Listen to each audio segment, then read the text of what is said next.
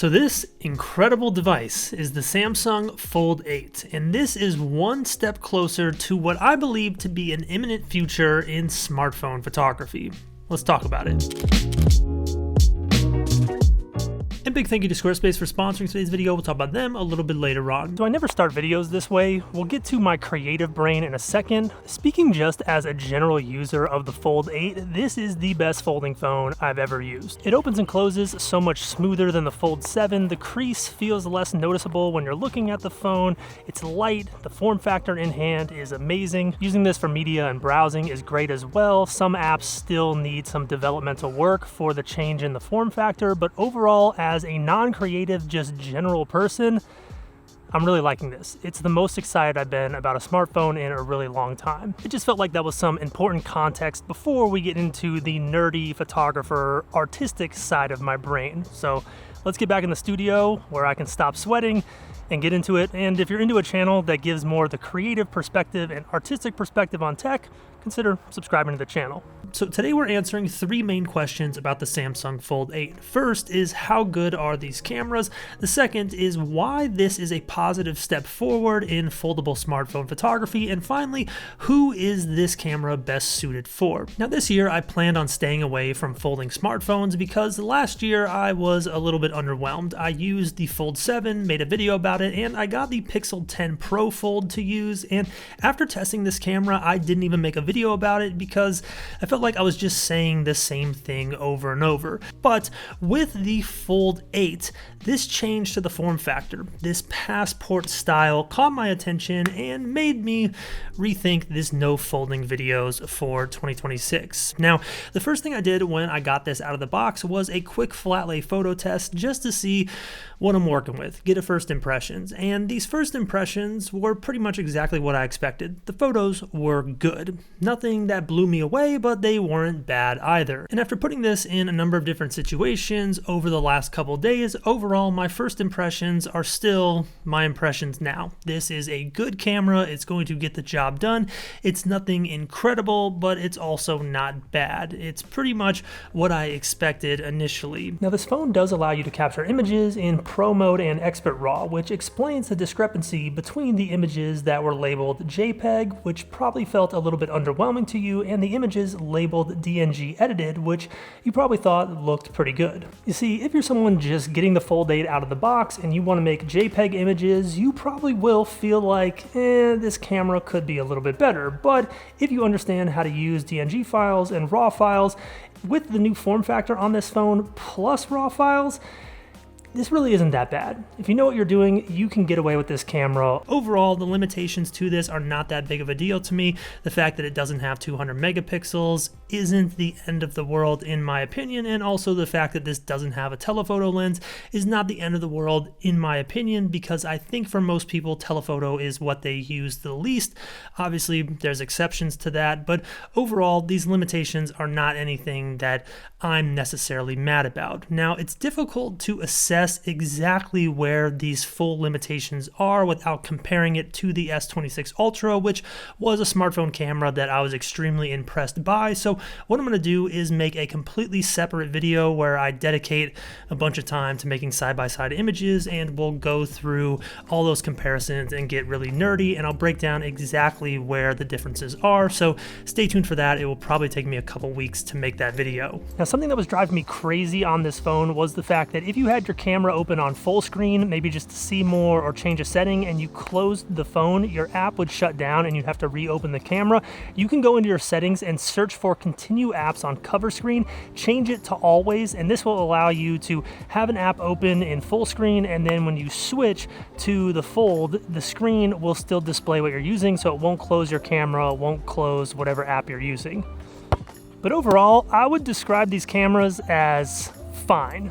Kind of like my jump shot. Ooh, it's kind of tricky for me to describe because on one hand, if you know what you're doing, like I said, you'll be fine with this, but there's definitely things to be desired, especially on a phone this expensive. But what do you expect? This is the first of its kind. It's not going to have everything right away. So I think in the future, if this becomes something that more and more people use, this folding style phone, there is some room for improvement on the cameras. But with that said, there is another piece to this story that makes this video completely different than the video I made about the Samsung Fold 7. And I wish I still had that phone. I have the Google Pixel 10 Pro Fold here to help illustrate my point, but the redesign to the shape of this phone completely shifts the user experience, and in my opinion, it makes capturing photography and just using the phone in general for creative tasks so much better. And that starts, one, with the brightness and refresh rate on the screen. Coming from an iPhone primarily, I find the screen on this Samsung Fold as well as the S26 Ultra to be much better than the iPhone. It's definitely my favorite screen, and it makes the photography process as well as the editing process and just browsing the internet and using the phone in general extremely enjoyable. But you really notice the benefits to this screen when you're using the phone folded to make pictures. Having this more square shape makes the image capturing process feel like this full screen thing, and it's easy for you to navigate the screen and everything is where it needs to be. Personally, with other folding phones like the Pixel 10 Pro Fold, I found myself kind of struggling to get my finger all the way to the top of the screen to edit my settings and move things around. This just felt so much more comfortable in hand, and that full screen experience is similar to what people talk about with something like the Nikon ZR. When you have a big screen and you can really see what you're doing, it creates a more immersive creative experience that overall is just so much more pleasant compared to what we're used to with older folding models. And these improvements to the user interface translate when the phone is opened. And real quick, if you're someone who's going to spend $2,000 on a smartphone and you're planning on using it for photography and creative tasks, you need a website. Actually, if you're using your phone right now, go over to evanranft.com and you can see how I built my site using Squarespace, who is the sponsor on today's video. If you're someone investing in creative gear or you're looking to take your creative journey to the next level, having a professional looking website is the next best step. Having a website built on Squarespace allows you to do things like sell digital products like my presets, physical products like photo books, or you can even have a blog or newsletter so you can get in touch with your audience outside of social media algorithms. And the great thing about Squarespace is their award-winning templates are extremely easy to use. They have drag and drop features like Fluid Engine. They have AI tools to help you build a website easier.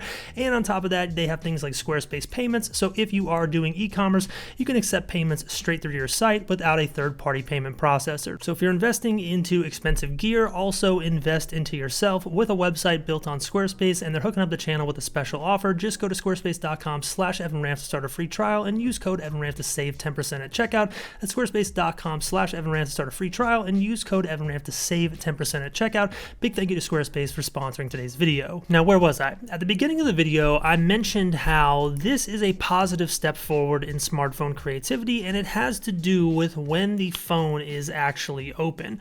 When you open the smartphone and get this larger display that is more of a landscape aspect ratio, you can now take advantage of mobile editing in a way that you couldn't really do even with something like the Fold 7. On the Fold 7, we're using the Pixel 10 Pro Fold as an example, when you were editing, you had this limited surface area, meaning that most of your controls were at the bottom and you were battling against those controls when it came to viewing your photo. It was a better editing experience on a mobile device versus something like even the S26 Ultra or a traditional iPhone, but when you have this display that is more of this landscape profile, you now have a user experience where your controls are on the opposite side of the photo, making editing feel basically the exact same as your computer or your iPad or tablet. So for the first time ever, you are getting an editing experience that feels like an extension of your laptop or a tablet versus what you're used to, which is Lightroom Mobile being essentially its own program that you're just having to work around because it's on a small screen. I found the editing experience on the Fold 8 so much better than anything I've used from a mobile device, and that is all due to this redesign. So realistically, if you're someone who's a beginner or getting into photography or just learning how to edit your photos, you no longer necessarily need to go out and buy a computer or a tablet because you can get the entire experience all from your phone. You can shoot a RAW file with this phone, you can edit it and get this same user experience. And on top of that, if you're someone who maybe has gone out and bought a camera, you can transfer those photos to your phone and once again get that same user experience without having to buy a laptop or a tablet to edit your images.